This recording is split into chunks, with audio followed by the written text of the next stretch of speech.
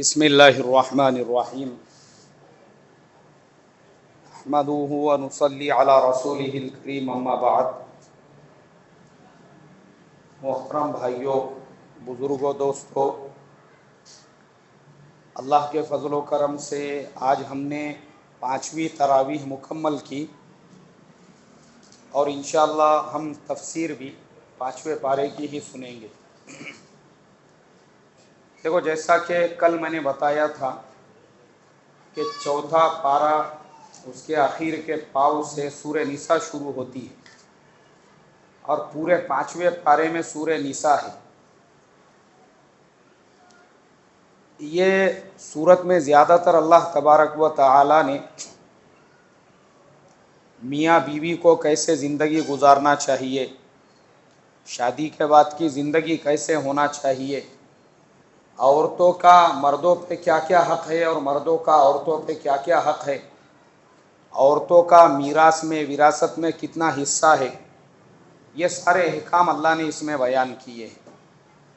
اب اس کا اگلا جو رکوع ہے، الرجال قوامون علی النساء، اس رکوع میں اللہ تبارک و تعالی نے مردوں کو عورتوں پر برتری فرمائی ہے کہ مرد جو ہے وہ عورتوں کے حاکم ہے، یعنی مردوں کا مرتبہ عورتوں کے مقابلے میں بڑا ہوا ہے۔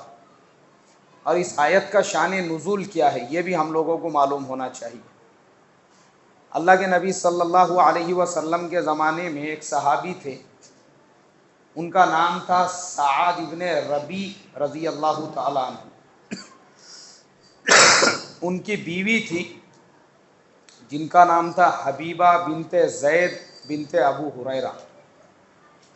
میاں بیوی میں لڑائی ہو گئی، جھگڑا ہو گیا۔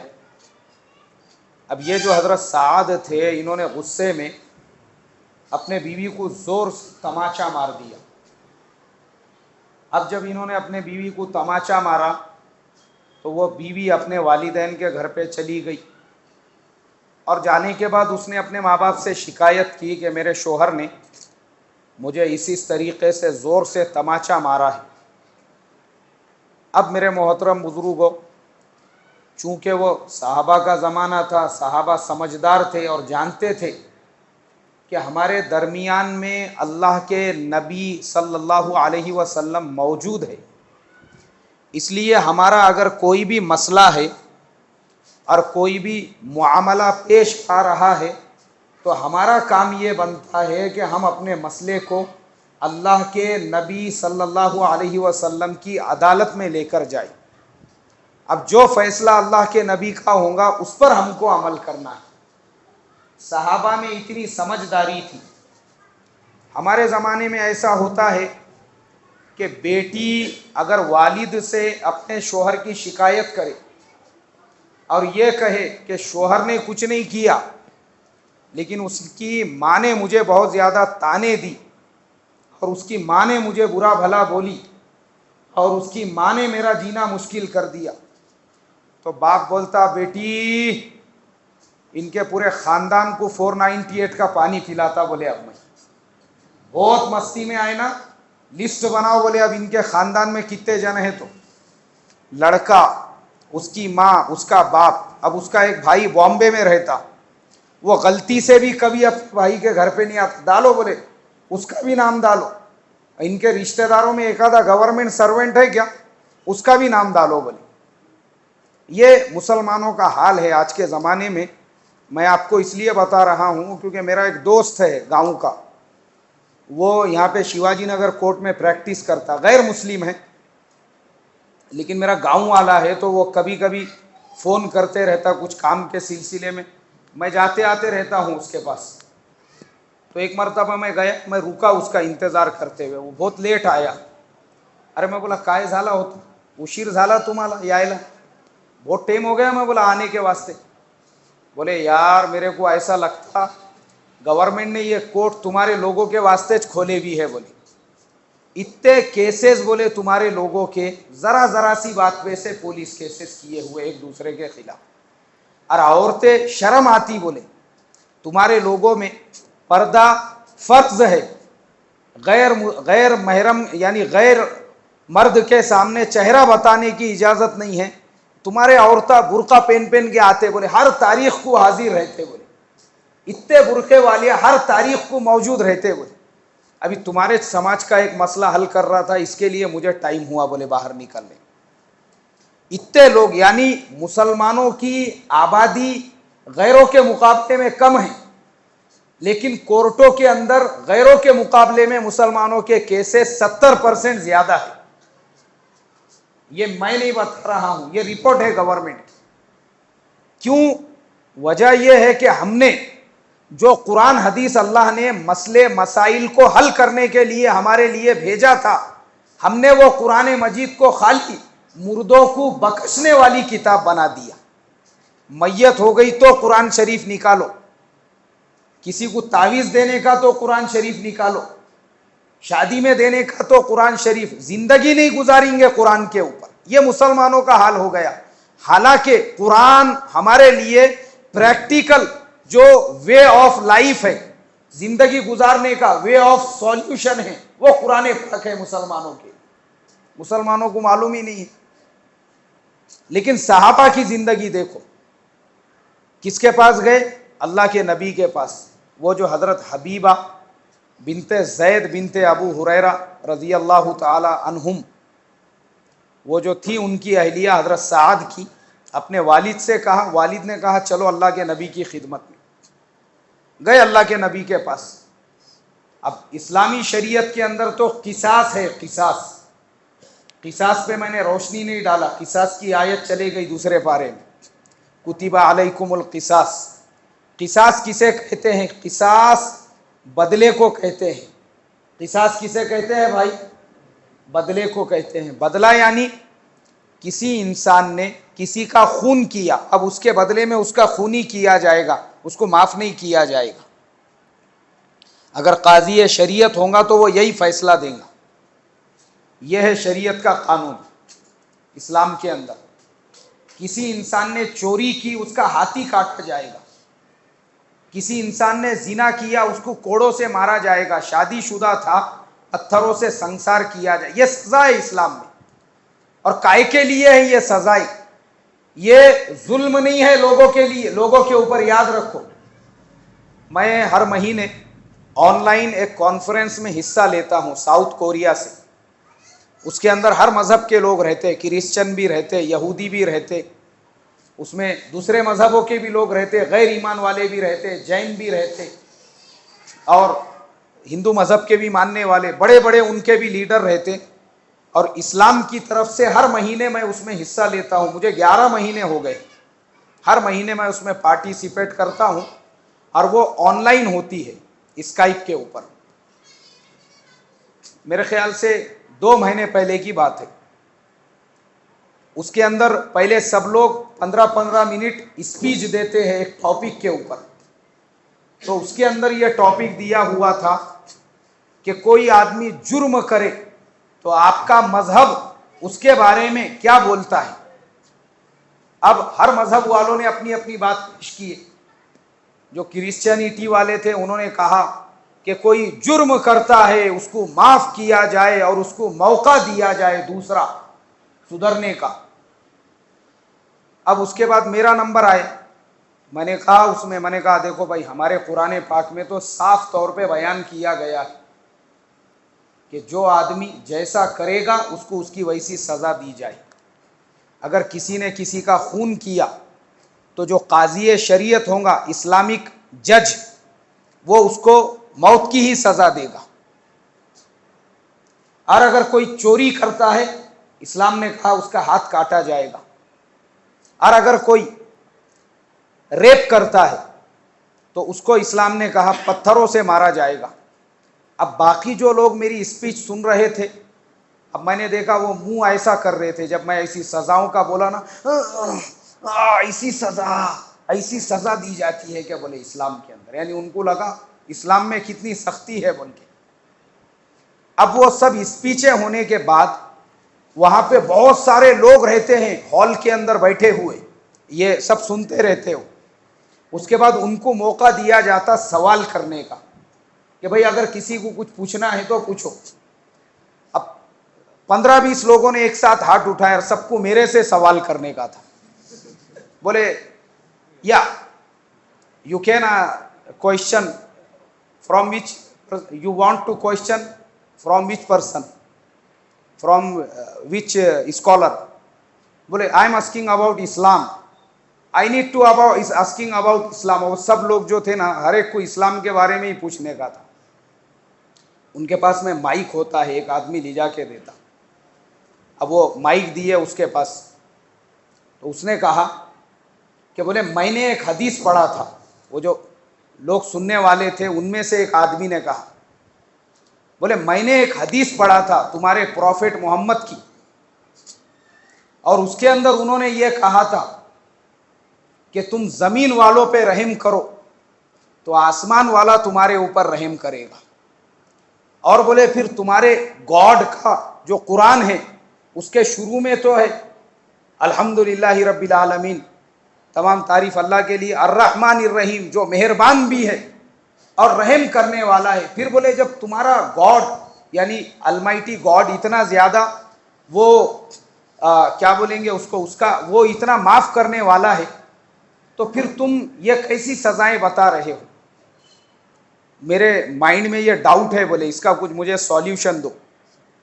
मैंने कहा भाई साहब ये जो सज़ाएं हैं ना ये ही रहम है। क्या है ये? रहम है। ये रहम है, मैंने कहा अल्लाह ताला का। बोले ये कैसा क्या रहम है? मैं बोला इसलिए रहम है, अगर वो चोर का एक हाथ नहीं काटे ना, बाद में दरोड़े खोर बन के तेरे भी घर पे आएगा। मैं बोला दरोड़ा मारने को। हाँ रहम है ये। वो रेप करने वाले को अगर पत्थरों से नहीं ठेसे ना, उसको मुंह को खून लग गए हुआ है अब उसके बाद में वो रेपिस्ट बन जाएगा। अब जितने रेप करने वाले रहते हैं उनकी तारीख उठा के देखो आप, वो किलर बन जाते वो, यानी वो सीरियल किलर, सीरियल रेपिस्ट बन जाते वो लोग, उनकी तारीख देखो। मैंने कहा your neighbour from north Korea, मैंने कहा आपके पड़ोसी किंग जॉन उंग, पहचानते कि नहीं पहचानते? यू नो अबाउट देम और नॉट? उसका नाम सुना क्या नहीं सुना? हाँ हाँ बोले why not, he is our neighbour, वो हमारा पड़ोसी है।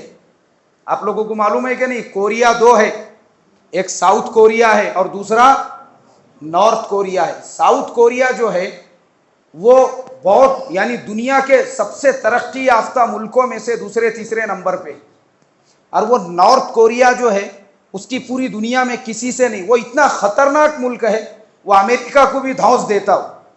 ट्रम्प को आने के बाद बोले बेटा औकात में रहे, औकात में, तेरी जो धौंस है ना वो इराक को सीरिया को उधर देने का, इधर नहीं।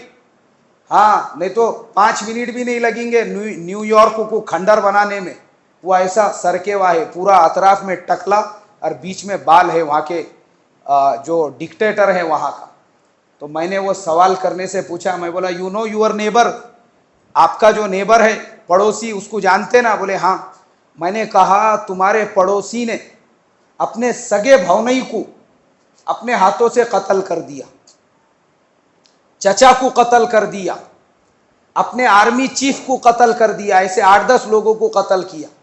अब अगर वहां पे इस्लाम का कानून होता था और मौत के बदले उसको मौत की सजा मिलती थी तो ये बात के लोग मारे जाते थे क्या?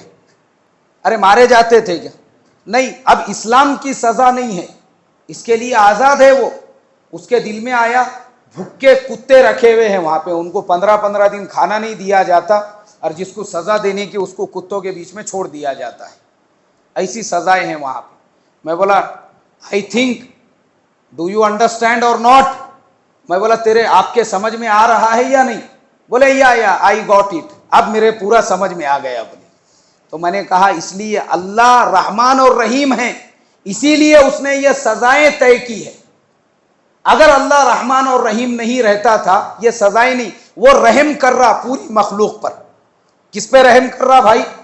हाँ, अमेरिका में हर 2 घंटे में एक रेप होता, हर 5 मिनट में एक दरोड़ा पड़ता, और दरोड़े खोर जो पकड़े जाते, मैं एक इंग्लिश पेपर के अंदर पढ़ रहा था, उसमें लिखे उन्होंने कि वहाँ के 5-10 नौजवान लड़कों को जो मॉल रहते ना अपने, सुपर मार्केट, वहाँ से चॉकलेट चुराने के जुर्म में, गले में से पैसे चुराने के जुर्म में उनको सज़ा दी गई। तो अदालत ने सज़ा दी कि इनको 15-15 दिन की जेल देगी। अब वो 15 दिन के लिए जेल में गए तो वहाँ पे उनको बड़े बड़े दरोरे खोड़ जो रहते डाकू, उनकी सोहबत मिली और उन्होंने सबने मिलके प्लान बनाए। बोले न्यूयॉर्क की सबसे बड़ी बैंक कौन सी है फोड़ने का, बोले उसको कहाँ पे प्रोग्राम बन रहा है, जेल के अंदर, वहाँ सज़ा दी जा रही है।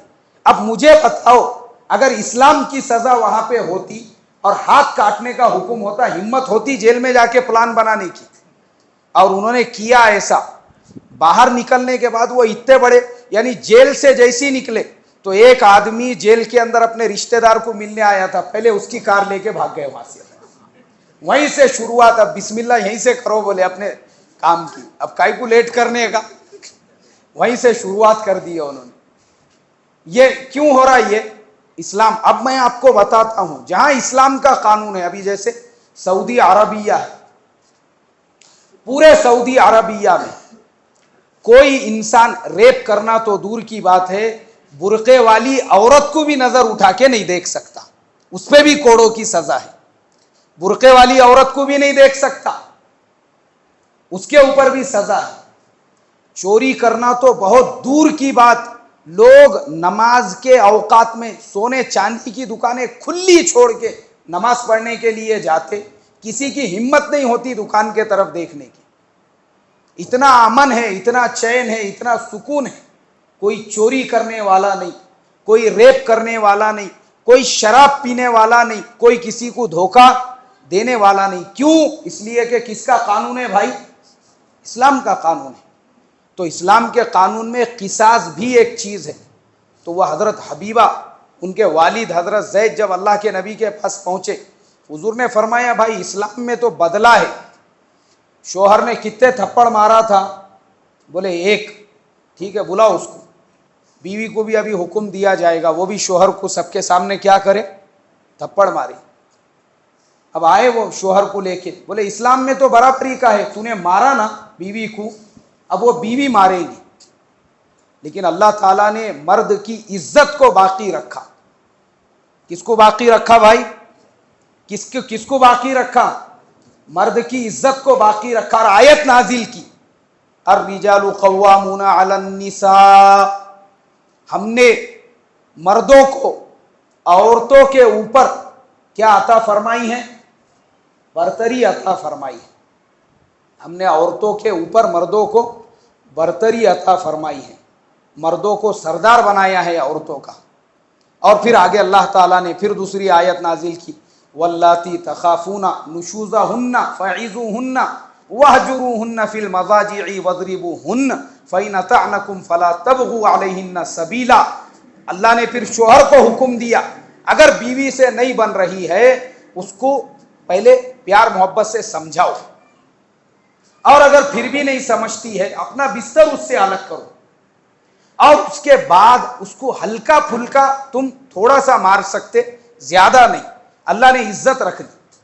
वरना याद रखो, ये आयत नहीं नाजिल होती थी और अल्लाह के नबी हजरत हबीबा बिनते जैद को हुक्म देते हजरत साद को मारने का, तो मुझे बताओ अल्लाह के नबी का वो अमल कयामत तक बाकी रहता था कि नहीं रहता था? अरे रहता था क्या नहीं रहता था? हाँ बोलते जाओ आप लोग भी। हाँ, अभी भी बाकी रहता था। फिर हमारे में से जिसने बीवी को झिपोटिया पकड़ के दीवार को टकरा दिया, फिर बीवी को भी हुक्म मिलता था हजरत की गर्दन और मुंडी पकड़ के दो, इनको भी टकरा। फिर यहाँ से हड़प सर निकलते, एक आधा सिर को पट्टी बंधे हुआ। अरे काई की पट्टी है? बोले यार मैंने वो बीवी को मारा था ना, उसकी सजा मेरे को मिली। जितनी बीवी के ऊपर इसने अगर रिकाबी फेंक के बीवी के मुंह पे मारा तो बीवी को भी हुक्म मिलता था इसके मुंह पे भी मुस्कात फेंक के मारो बोल के। इसने अगर बीवी को उल्थनी से मारा, बीवी को भी हुक्म मिलता था उल्थनी गर्म करके इसको भी एक आधा डोज दो बोले, जो इसने बीवी के साथ। लेकिन अल्लाह ने इज्जत रखी। किसकी इज्जत रखी भाई? मर्द की। वरना याद रखो दोनों आमने सामने आ चुके थे, फौरन कुरान में आयत नाजिल हुई, नहीं ऐसा मत करो।